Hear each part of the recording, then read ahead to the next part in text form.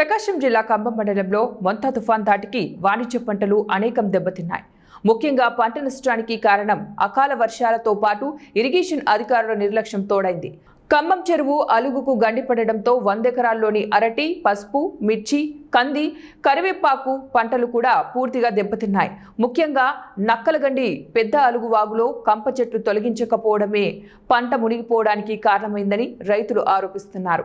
ఇప్పటికైనా ఇరిగేషన్ అధికారులు స్పందించి వాగు ఆక్రమణను తొలగించి ప్రధాన పంట కాలువలో కంప చెట్లను తొలగించి రాబో రోజుల్లో పంట నష్టం రాకుండా చూడాలని వారు చెప్పారు. మేము మెడ్రాస్ నుంచి మొక్కలు తీసుకొని వచ్చి అరటి పిలకలు నాటినాం. ఈ అకాల వర్షానికి మొత్తం మాకు కొన్ని లక్షల రూపాయలు నష్టం. ఇక్కడి నుంచి మొత్తం ఆ లాస్ట్ వరకు ఉన్న పంట పొలం అంతా మా అందరు రైతులే. మేమందరం కలిసి తెచ్చి గుత్తగా వేసుకున్న దానికి మాకు ఇది అన్యాయం జరిగింది. దీనికి కొద్దిగా మాకు సహకరించి ప్రభుత్వం మాకు అటు పక్కన ఉన్న అలుగు ప్రాంతానికి సంబంధించిన కాలువ సరిగా లేక అక్కడ ఎన్ని తెగి ఈ పొలాల్లోకి వచ్చి ఇక్కడి నుంచి మా పొలాల్లో పండాం.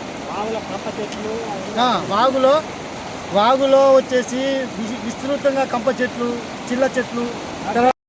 పొలం ఏం వేస్తుంది చెప్పు. నాగరాజు అరటి వేసాము. ఎన్ని ఎకరాలు? 4 ఎకరాలు వేసాము. మా డిప్పు పైపులు కూడా కొట్టుకుపోయాయి నీళ్ళల్లో. అది ఈ అలుగు వాగు ఉద్రిక్త తట్టుకోలేక ఈ స్థలం లేక అవి ఆ కంప చెట్లు తొలగించక ఈ అలుగు వెడల్పు లేక పొలాలలో పన్నాయి ఆ నీళ్ళన్నీ. ఇప్పుడు శ్రీనివాసులు ఎకర పసుపు వేసిన అదంతా మునిగిపోయింది.